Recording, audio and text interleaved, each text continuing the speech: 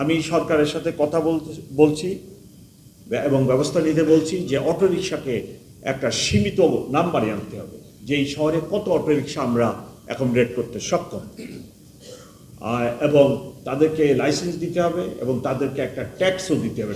ইদানিং যুক্ত হয়েছে অটোরিকশা, ম্যানুয়ালি যে রিক্সাগুলো চলতো পায়ে চালিত, এই রিক্সাগুলোর সাইজ একটু ছোট ছিল। অটোরিকশার সাইজটা আবার তার চেয়েও বড়, যদিও এটা কমফোর্টেবল। ম্যানুয়ালি রিক্সার চেয়ে অটোরিকশাগুলো কমফোর্টেবল, কিন্তু স্পেস তো আপনার রাস্তার বেশি নিয়ে নিচ্ছে।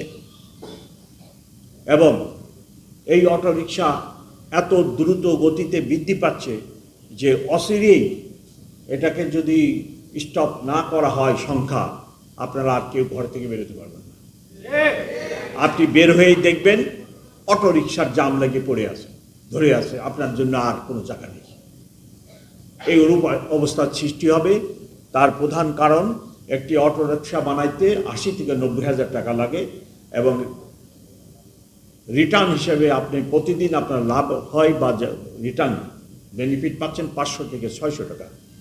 এখন নিম্ন মধ্যবিত্ত যেনাদের 5 লাখ টাকা আছে ব্যাংকে, উনি 5টা অটোরিকশা বানায় রাস্তায় দিয়ে দিচ্ছেন, লাইসেন্স নাই, ট্যাক্স দেয় না সরকারকে, চলতেছে। ইভেন ব্যাটারিটা চার্জ হচ্ছে, এটাও অবৈধভাবে অনেক ক্ষেত্রে। তাহলে আপনি বানাবেন না কেন? সবাই মিলে এখন অটোরিকশার ব্যবসায় নেমে গেছি। আমাদের সমস্যা হলো, যখন একটা কিছুতে লাভ দেখি আমরা সবাই ওটার মধ্যে ঝাঁপাই করি, পরে ওইটাকে ধ্বংস করে চাই।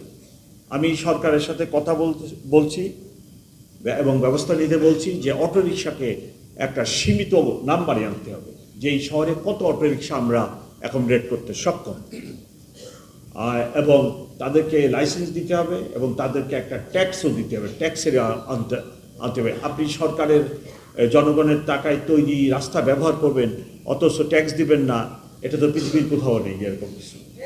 সো এই ব্যবস্থাও নিতে হবে, আদারওয়াইজ আপনারা কিন্তু আর রাস্তা থেকে বেরোতে পারবেন না।